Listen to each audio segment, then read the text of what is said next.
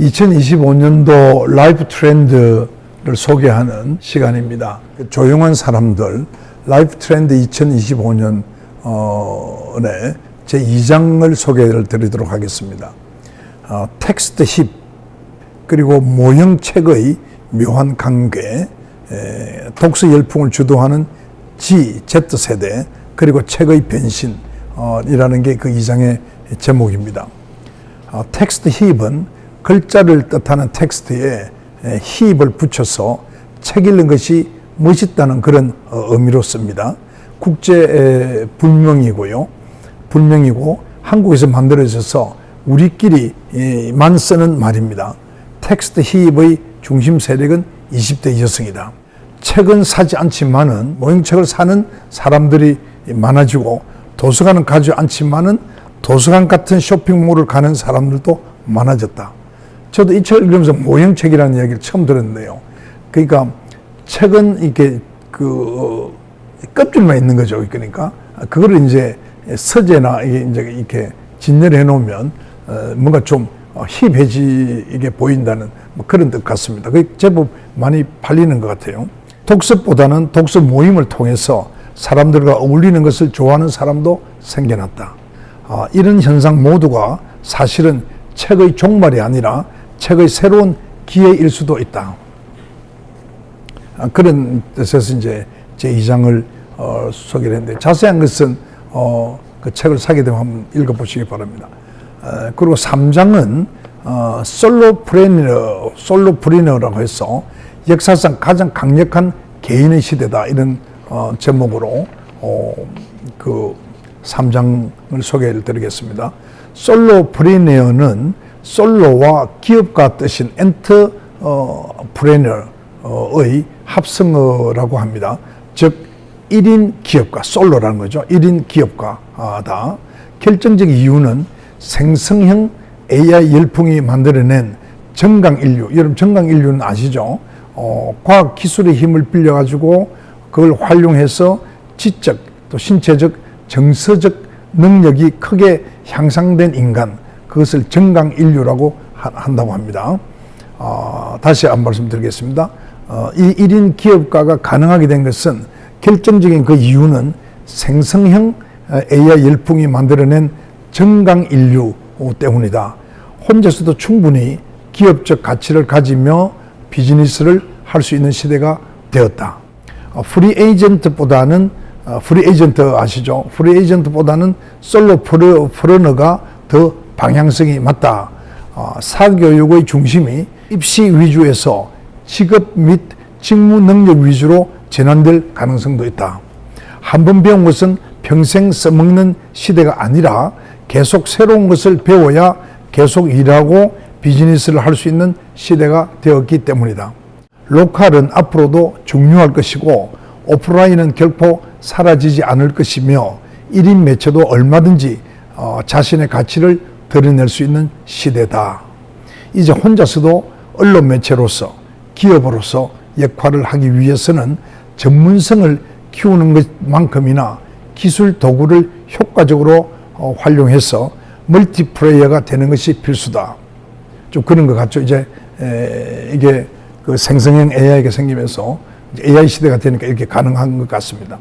4장의 그 타이틀은 자발적 고립주의자들의 시대입니다. 갈수록 1인 가구와 비혼주의자가 갈수록 증가되고 있고, 개인주의가 주류인 시대가 되었다. 더 이상 우리는 함께 어울려서 일하고 가족을 이루며 살아가는 것을 당연시 하지 않는다. 홀포비아도 확산되었으며 현실에서 도피해서 쇼트나 유튜브 영상 중독에 빠지는 이들도 늘어났다. 쇼펜하우어는 인생은 고통이라는 입장이다. 인생은 혼자다. 혼자서도 단단해질 줄 알아야 한다. 남에게 보여주려고 인생을 낭비하지 마라 하고 직설적으로 말한다. 어쩌면은 타인과 비교하면서 자신을 괴롭히는 사람들은 한국인일지도 모른다. 저도 이게 우리 한국 사람들의 그 행복도가 낮은 큰 이유 중에 하나가 저는 비교라고 생각을 합니다. 남과의 비교죠. 사르트르는 자신의 철학을 실존주의라고 명명한 최초의 철학자이다. 타인 자체가 지옥이 아니라 타인을 대하는 자신의 태도가 지옥을 만든다. 이 굉장히 중요한 말이죠. 다시 제가 읽겠습니다. 타인 자체가 지옥이 아니라 타인을 대하는 자신의 태도가 지옥을 만든다. 그러니 타인은 소음이다 라고 생각하는 것이 더 바람직하다. 타인의 긍정적인 말은 기분 좋게 들으면 되고 부정적인 말은 소음이라 여기고 무시하면 된다. 부정적인 말과 진심 어린 조언은 다르다. 내가 조언을 요청했을 때가 아니면 상대의 말은 다 쓸데없는 오지랖이거나 또는 오만한 참견과 잔소리에 불과하다. 어떻게 타인의 소음을 통제할 것인가? 이 부분도 참 중요한데요. 저도 이제 세월을 많이 지나 보니까 제 자식을 키우면서도 그런 생각이 들고 후배들 보면서도 그러는데요. 이제 선배라고 또 부모라고 자식들에게 많은 조언도 충고도 하는데 결국 스스로가 깨닫고 느끼지 않으면 그런 조언은 별 쓰잘데없다, 별 효과가 없더라 하는 것을 제가 많이 느낍니다. 그래서 후배들이나 자식들이 스스로 깨닫게 해주는 것이 저는 굉장히 중요하다 싶은데 그것은 역시 독서와 사색을 통해서 스스로 깨닫는 것이 제일이 아닌가 이런 생각을 해봅니다. 한국에서도 마음챙김, 여러분 마음챙김 아시죠? 자기 마음을 챙긴다는 거죠. 그리고 명상, 이게 트렌드가 되었고 자신의 중심을 잡고 자신의 소리를 듣고자 하는 사람들이 늘었다. 철학 열풍은 계속 이어질 가능성이 크다. 저는 이게 이제 지금 이제 갓 시작되고 있는 하나의 트렌드로 보는데요. 저는 이 트렌드가 특히 2030, 40 우리 젊은 남성 여성들에게 많이 좀 퍼져갔으면 참 좋겠다 이런 생각을 해봅니다. 행복 지수는 GDP와 기대 수명, 그리고 사회적 지지, 그리고 자유, 부정부패, 관용과 같은 6개 항목으로 행복 지수를 산출한다. 한국은 2012년 첫 보고서 때 56위, 그리고 중간에 잠깐은 40대가 있었습니다만 계속해서 50위에서 60위 사이에 있습니다.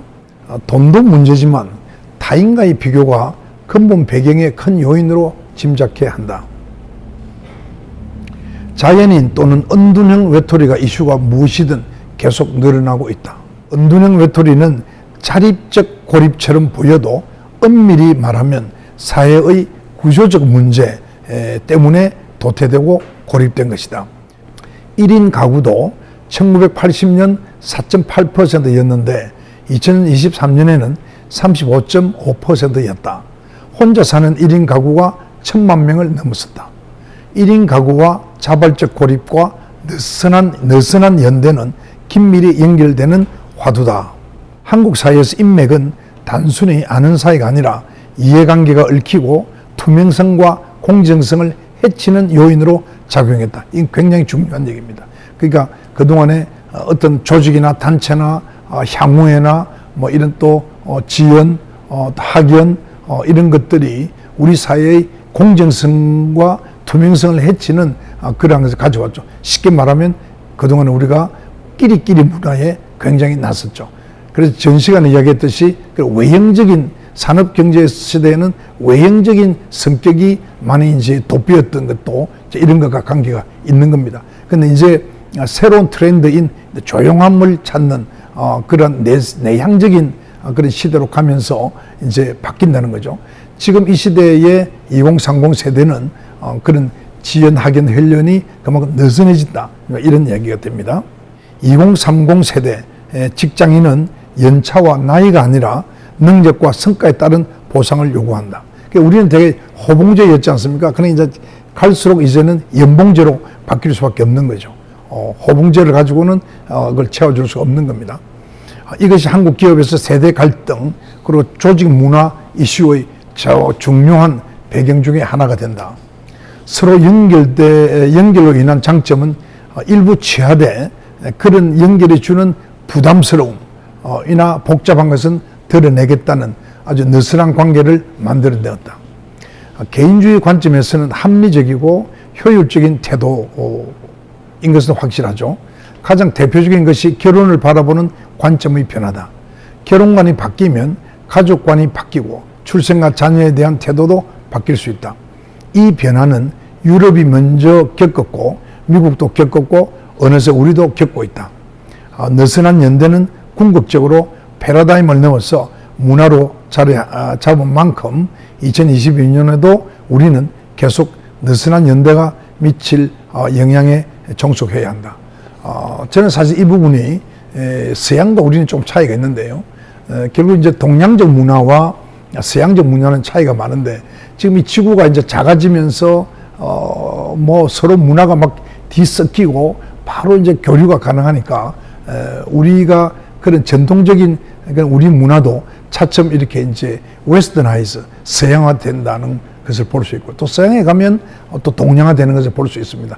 오히려 미국에 가보면 그 선배나 어른에 대한 존경심이나 이런 것을 많이 따지는 사람들을 제가 많이 만날 수 있었거든요. 그런데 이런 식으로 서양은 동양화, 동양은 서양화 이렇게 되면서 지금 우리나라도 이런 것들이 바로 출산율과 결혼 숫자와 다 관계가 되는 것이 아닌가 이런 생각이 듭니다. 오늘은 여기까지 하겠습니다. 감사합니다.